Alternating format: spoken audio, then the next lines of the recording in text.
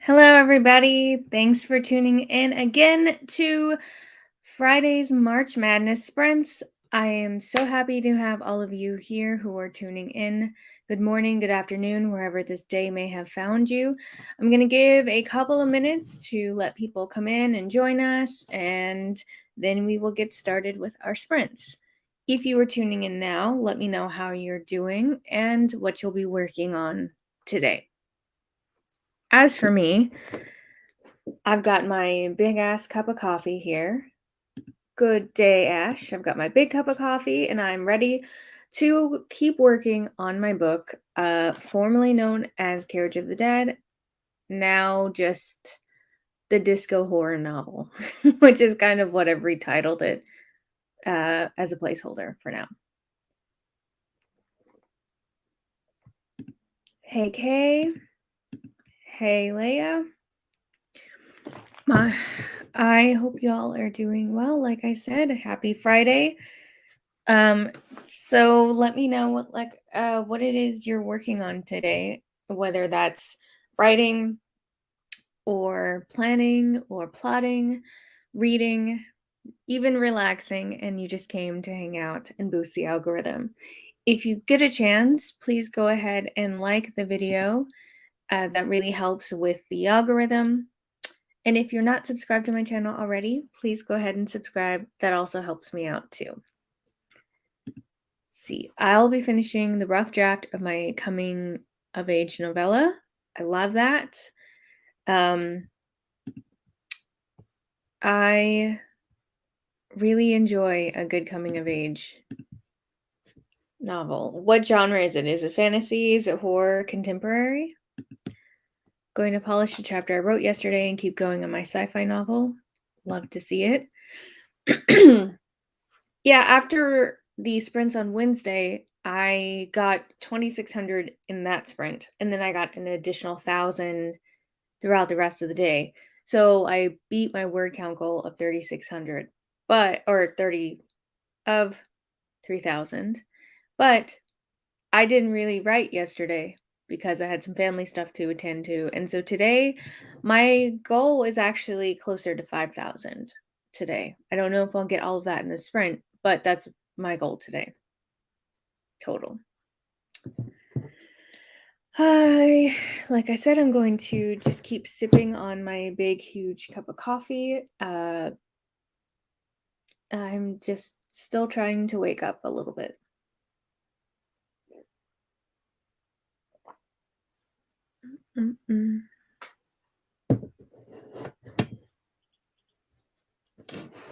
Let me see here.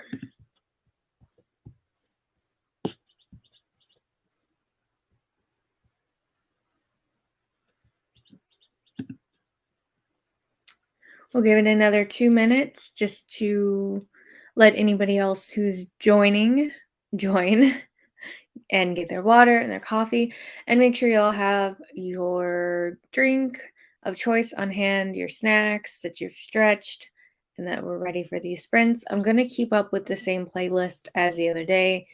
I think it was night driving, but I feel like that was definitely a pretty good one for us all to listen to.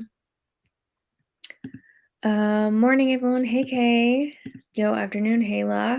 Thanks for joining, y'all. I'm pretty excited today. I'm pretty excited to get back into this book. I've been enjoying it so far since I've pivoted, which is a great thing. I've also been trying to update my Pinterest board for this book. So it's interesting changing out all of the gothic-y vibes for the new vibe that this book is. I'll be sharing the book aesthetic later today on Twitter and probably also Instagram. So look out for that. I love your shirt. Yes, thank you. Oh yeah, let me just tilt my thing down real quick. That's the Gospel Truth shirt. Yeah, I love this shirt. It's so comfortable. And of course, these are the best parts of Hercules. So thank you. Tea Turtle. And that's exciting. I can't wait to see. Thank you. Yeah, so look out for it. But we've officially hit 11:05. So I am going to put half an hour on the clock for us, and we'll get into this first sprint, and we'll come back in 35 past the hour. Hello, cool gamer. Thank you. And I will also be putting music on. So everybody, let's get into it, and happy sprinting.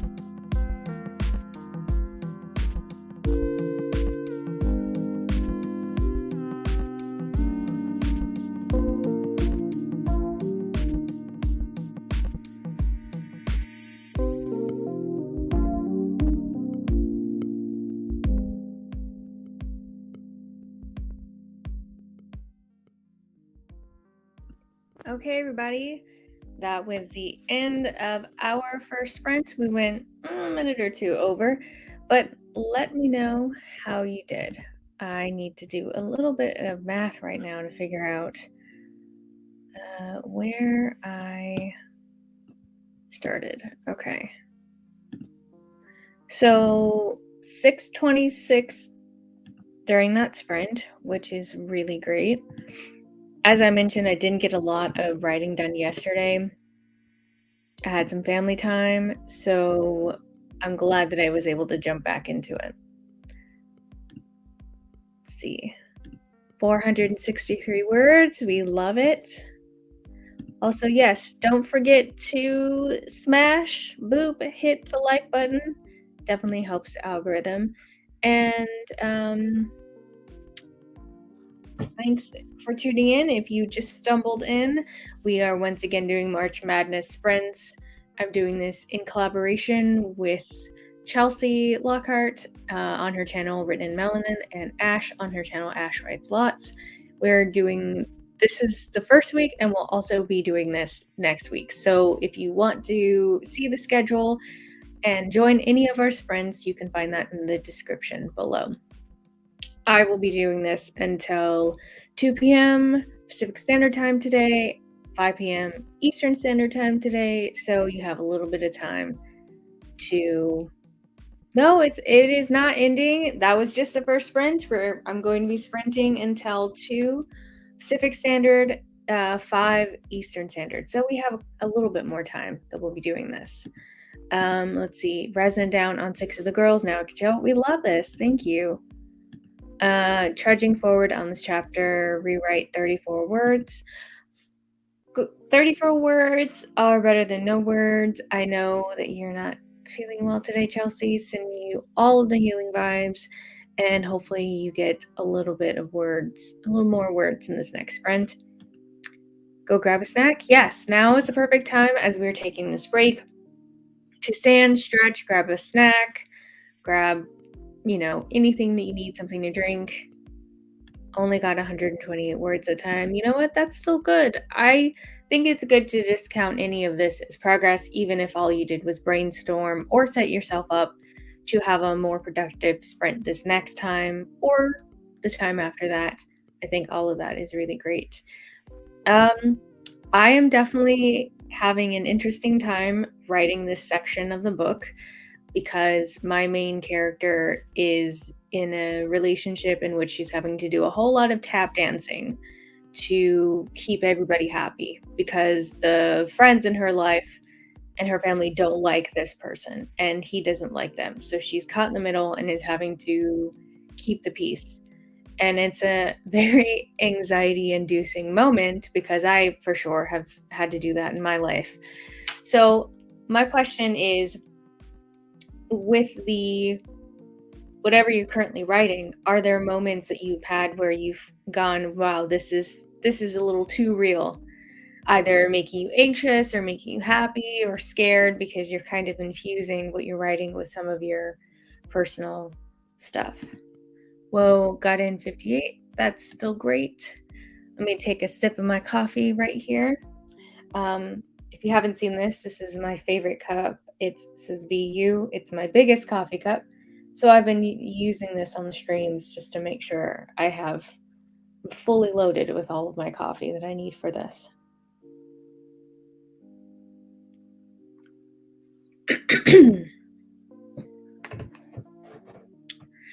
We have 5 more minutes left on our break, so if you need to stand up, stretch, hit the restroom, do your thing for 5 minutes, that is, go ahead. And yeah, we're just hanging out right now. Let's see. 583 words, about to finish up the scene and really excited. That's great. Love you, Chuck. Thank you. I feel like I got it at Ross. I think that's where I got it. Or Marshall's. One of them. Ross or Marshall's. Oh, goodness. I'm so glad it is Friday, everybody. I'm so glad it's Friday. This has been a week. A good week. A busy week. But definitely going to get some sun after this. It's a beautiful day here. I feel like spring is springing. Hopefully it is wherever y'all are at. But yes, spring is springing here in the Bay Area. We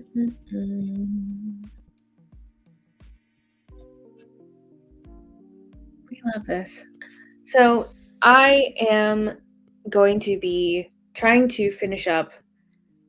I'm still working on the first chapter. I'm going to be trying to finish up probably the first act, I want to say today. Like I mentioned, I want to try to get 5,000 words, if not more, today, since I didn't really write much yesterday. And I need to basically complete the scene in which my main character dies. This is not a spoiler, it's a fact of the book, and that my main character dies. So I want to get through that scene for sure today. Let's see, it is raining today. Oh no. Yes, I have a scene between my main character, her mother and grandmother, about her destiny, but she wants to do her own thing. It's triggering because I dealt with that and did what my family wanted at first. Oh, I definitely have been there.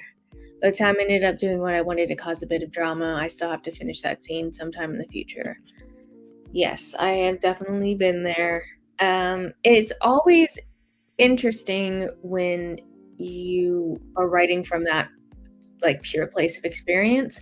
I did see this TikTok the other day where this lady was talking about how this is part of why we can't separate the art from the artist, because we infuse so much of our personal experiences in our works often as authors that it's very difficult to say that this is a one-off from the actual author and who they are, what they think, whatever. So I thought that was a very interesting perspective, and this scene is any indication. I'm gonna need to do some self-care after this because it's making me anxious, but I'm very happy to be writing it.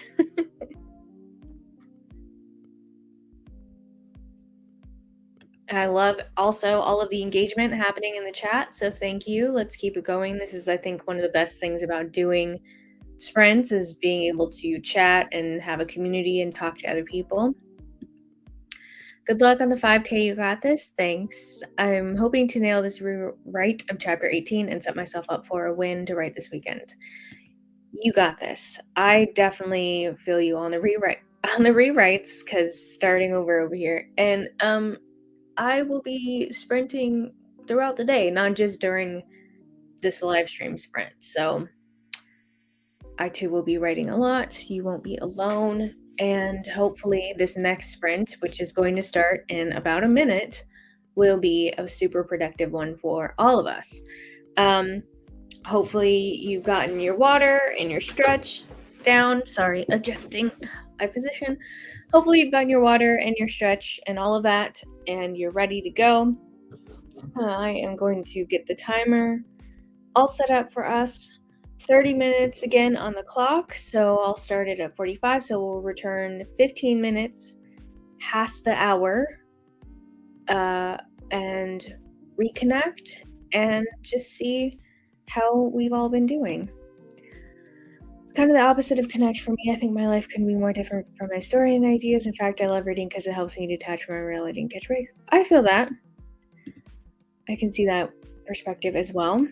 Okay, it is 45 past the hour, everybody. I'm going to set our timer, 30 minutes on the clock. So once again, we will return at 15 minutes past the hour, wherever you are, and happy sprinting. I'm gonna cue the music.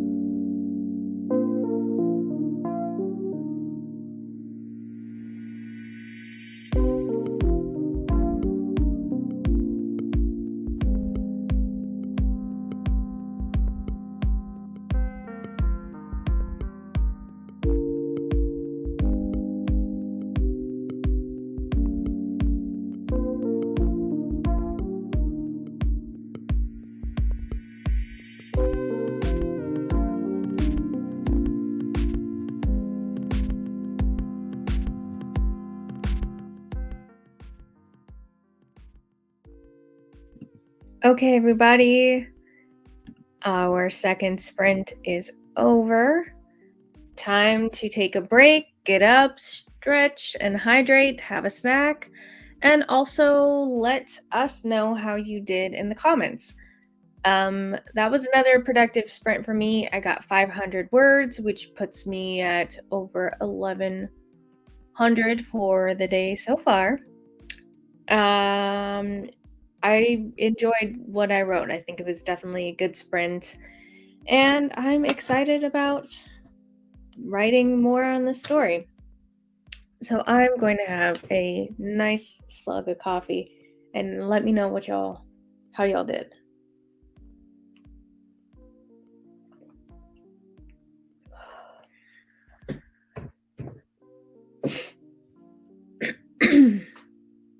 Goodness. I'm very glad that y'all are tuning in, those of you who are tuning in now. And if you are watching this in the future and using it to help you with your productivity, then thanks for tuning in. Go ahead and like this video if you haven't. And if you're not subscribed to me, then go ahead and subscribe. I am gonna take a look at these comments. 300 words, gonna heat up some soup real quick. Wonderful. Yes, this 10-minute break is definitely the right time for that. We'll come back at 25 past the hour. Great work. Thank you. Still chilling. Hey, chilling and rest is as much a part of being productive as actually getting the words in. I can't talk.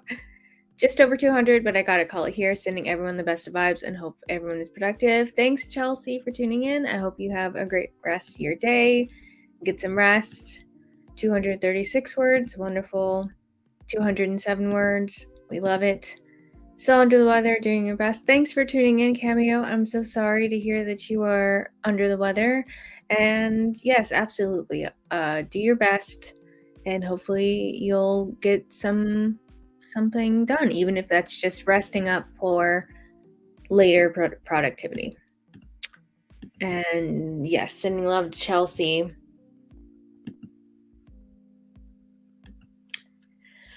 Yeah, thanks everybody for being so active in the chat. I really appreciate it. That's one of my favorite things, as I mentioned before, about doing these chats, is just all of the conversation that we get to have in between and during these sprints. As I mentioned, we'll come back at 25 after the hour and do a 30-minute sprint. I think we have about 2 to 3 more sprints left for today, and then we will resume our sprints on next Monday, Wednesday, and Friday. Hope you feel better, Cameo. Yeah, I hope everybody that's feeling under the weather is feeling better. I hope everybody generally, is feeling okay today, that you get some hydration, some sun, do a little stretch or something, do something fun. I hope all of that happens for you today. After we do the stream, I'm going to go take a nice long walk by the ocean, listen to an audiobook or something, or a podcast, and just get out of the house, stop staring at a computer, which, because I've got this huge word count, has been difficult, trying to not spend so much of my time staring at a computer. But hopefully everybody's able to get something fun in today.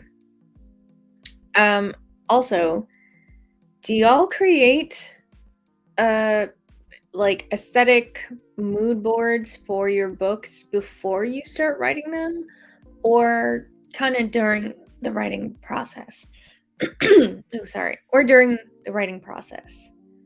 I usually start my Pinterest board as I'm doing my world building, but when it asks discuss about how writing physical kinesthetic actions, it gets difficult to what do you mean by this? I'm a little. Oh no, you're good. What do you mean about how writing physical kinesthetic actions? You're good. I was just asking about Pinterest mood boards.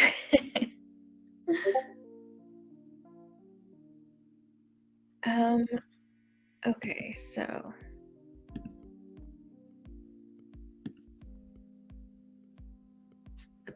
We love this discussion, the discussions that we have here during the sprints. Oh man, it is a beautiful day. Like grabbing somebody from behind. Oh, like how do you go about writing that? Or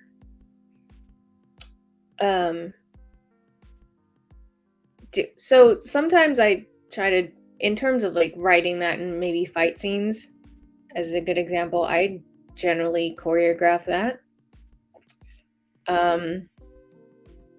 My book in the House of Transcendence has dance scenes that I fully just kind of danced around in front of my mirror to choreograph. That's usually how I end up writing like physical fight scenes, is just kind of acting them out. I'm not ashamed to admit it. Opened Pinterest after years. I saw all my original mood boards for the story and was horrified because it changed so much. Oh my god, I've been there for sure. If I create a mood board at all, it's all before I start writing. Easily distracted and sometimes spend too much time on mood boards and playlists and actual writing. I don't do that often. I can feel you. I think it can be easy to just get swept in the planning process and all of the little side parts about writing that we forget to actually write.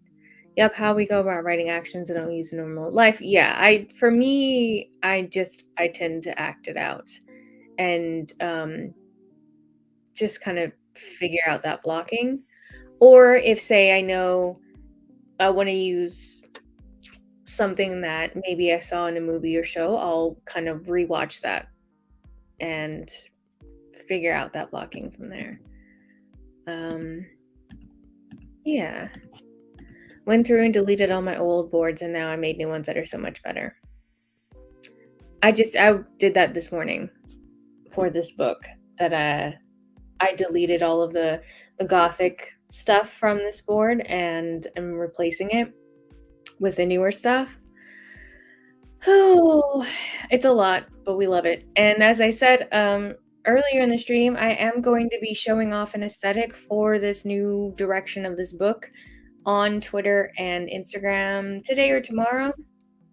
So if you're not following me there and you want to see that about the book, then please follow me. You can find all of my links to my socials in the description below, as well as links to these books. So yeah, I love sharing all of these different things about my book. You love a good purge? Yes. Yes, I love aesthetics. Me too. Yeah, I'm also doing a kind of a video diary since I am writing this book in a month. So for those of you who weren't here, I think Monday or Wednesday, Wednesday, I basically had started this book over from what I had already written. I had 11,000 words and I started it over. So I got 90K to write within 30 days, which that 30 days started on the 15th. So I'm doing a video diary and kind of filming my progress as I'm working on this book, because I do want to talk about it on this channel, how I did it, what I learned, and whether or not it's something I'll continue to do. But stay tuned for that. And if you're not subscribed to my YouTube channel, then subscribe so you can see that video when it comes out. It's so creative. You actually definitely have an engaging spin to it. Thank you. Yeah, doing the blocking. I posted a video on TikTok about my writing process, and that was one of the things, was the blocking of the fight scenes. There's definitely going to be some fight scenes in this book I'll have to figure out blocking for, and just kind of all of those different logistics, the physical logistics. But we can keep talking and chatting until for a long time, but we're here to sprint, and it is 25 past the hour. And so I'm going to go ahead and reset our timer. Again, we are sprinting for 30 minutes, so I think that puts us at 55 past the hour. So I'm gonna mute, put the music on, and put the timer on. Happy sprinting. Again, come back at 55 past the hour and we'll reconnect.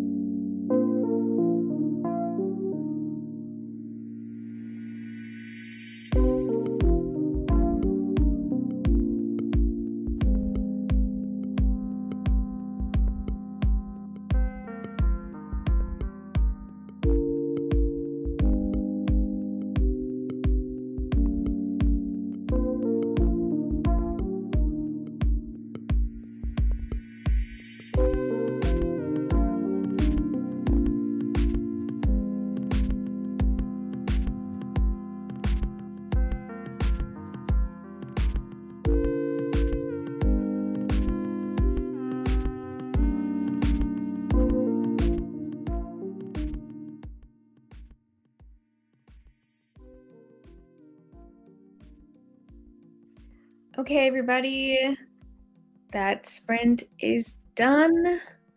Let me know how you did.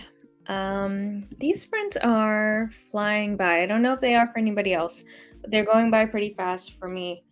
I, this past time, got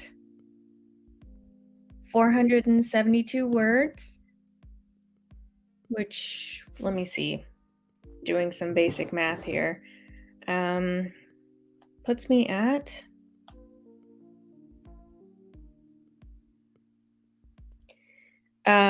just over 1,500 words so far.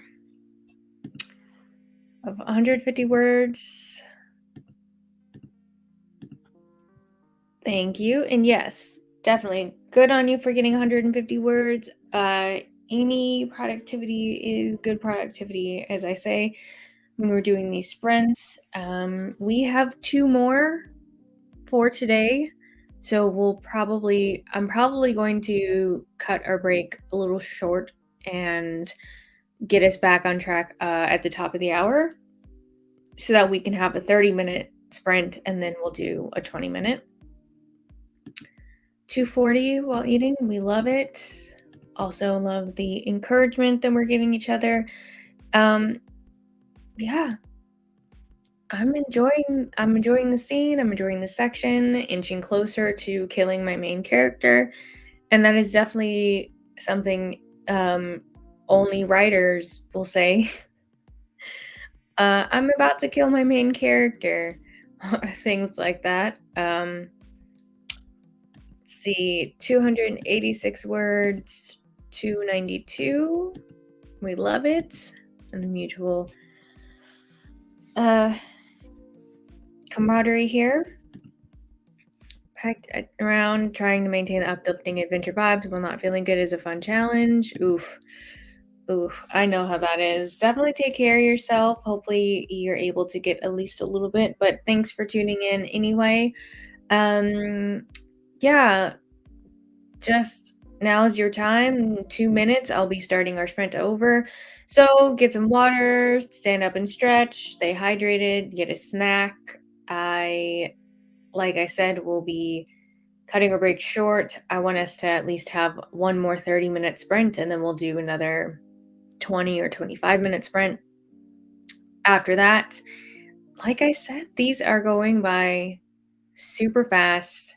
I'm very glad that we're doing these sprints. I do plan to continue doing sprints on my channel beyond the March Madness sprints, which I will be doing next week, Monday, Wednesday, and Thursday at the same time. I will probably do starting just one day out of the week for a couple hours until I finish this novel. It's definitely been fun, and I feel like it's really been helping me stay productive. So if that's something you guys are interested in, let me know. But I am about to queue up the 30-minute timer so we can get back to it and keep getting these words in, or whatever we're doing during these sprints for productivity. Keep on track with our goals.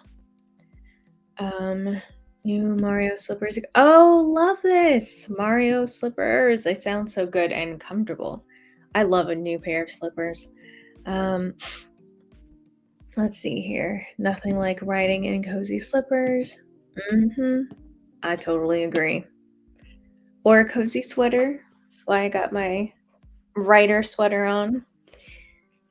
All right, it is the top of the hour, everybody. So we will come back in 30 minutes. So 30 minutes past the hour. I'm going to go mute myself, turn the music back on, get our timer going. So happy sprinting, y'all.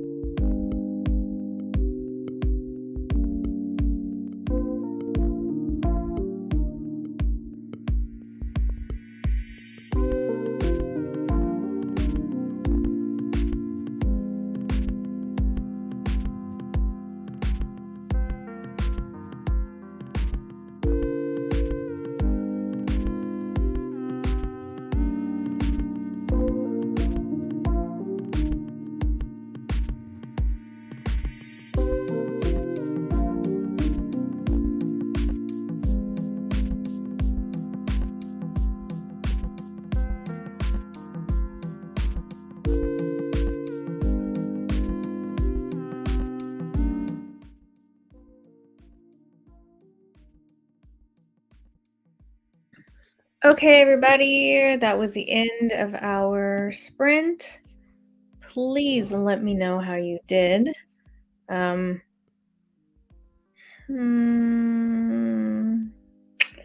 I got 725 words that sprint.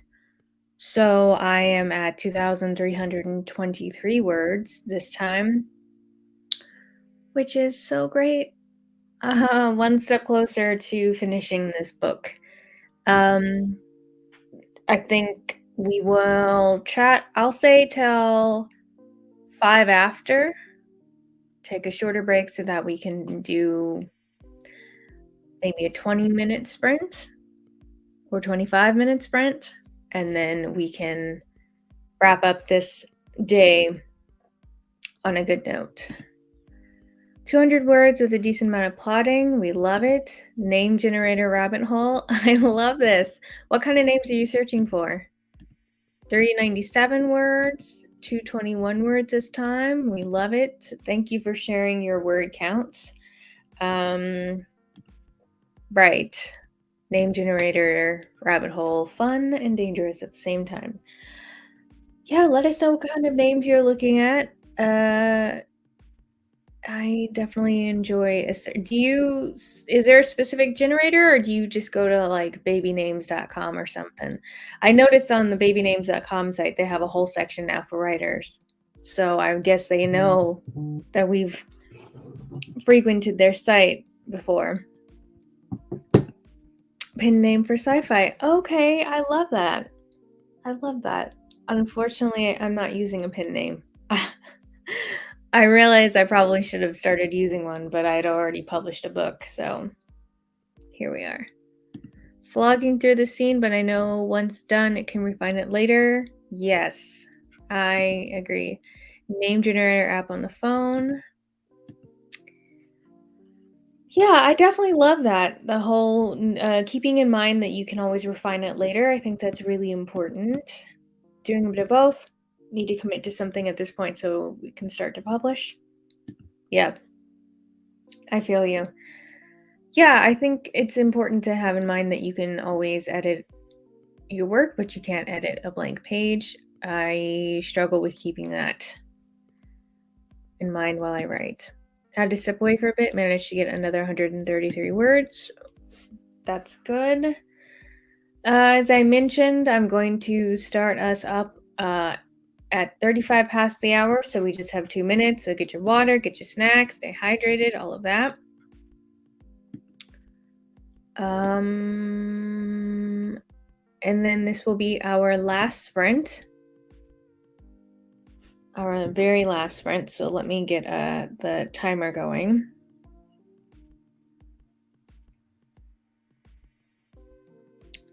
I think that I will do 20 minutes. So that way that'll take us to 55 past the hour. We'll connect, we'll chat, and then wrap things up. So this next sprint is a quick sprint. So let's just all you got, do your absolute best, and we will wrap this March Madness sprint week up on a great note. Let's see. Thank you so much. I had started with 200 words, now I'm at 1073 words. This is wonderful. This is such a productive idea to get work done. Yes, this is so great. If you have not checked out the other sprints that are going on Chelsea's channel and on Ash's channel, you can find the details in the descriptions below. Next week is our last week for the March Madness sprints, but we are continuing to do them next week so that we can all meet our goals. So I'm going to start our timer, 20 minutes on the clock, reconvene 55 past the hour. I'll turn the music back on, and happy sprinting, everybody.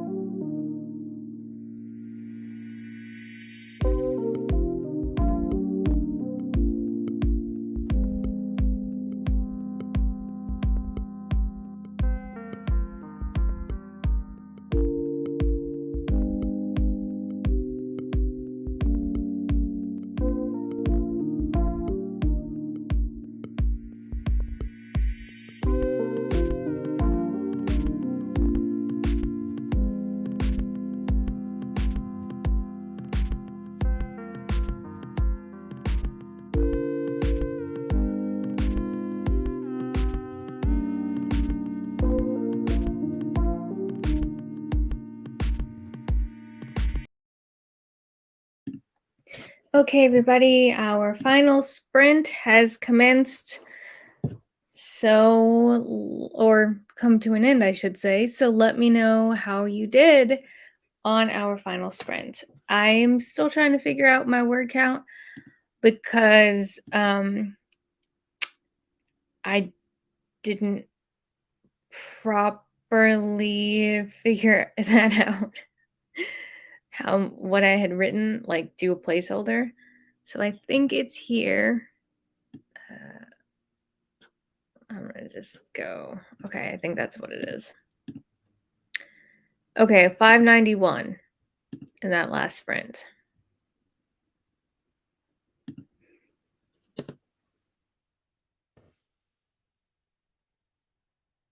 Okay, 431. That did go by very fast. 215. I think for the stream I got around 1K. That's so great. I'm so glad that this stream was able to help all of y'all be productive and work on whatever it is you've been working on, whether that's been plotting, writing, generating a pen name. Thank you for tuning in yet again to the March Madness sprints on my channel. I so appreciate everybody who liked the video, came through, wrote, hung out with me, and subbed to my channel. And I hope you guys have a great rest of the day. 628, this chapter is actually going really well. I love that. Hopefully we'll keep up the momentum. Thanks for the sprints. Thank you. I hope you do this more often. Yes, I will continue to do sprints at least once a week until I finish this book. I don't know what I'll do after that, but for sure, at least until April 15th, I will be doing once a week sprints. I will keep you all updated. Thank you for tuning in. And don't forget, I will be back on Monday at the same time. So 11 a.m. Pacific Standard Time, 2 p.m. Eastern Standard Time to do sprints. But in the meantime and in between time, you can also catch the sprints on Chelsea and Ash's channel and find that information in the description below. I hope you all have a great rest of your day, a great weekend, and get some time to keep writing and also time to relax and stay hydrated. So, let's see, 315 words. That's so wonderful. Bye, y'all. Thanks so much. Yes, goodbye, everybody. Have a great day, and I will talk to you on Monday. Bye.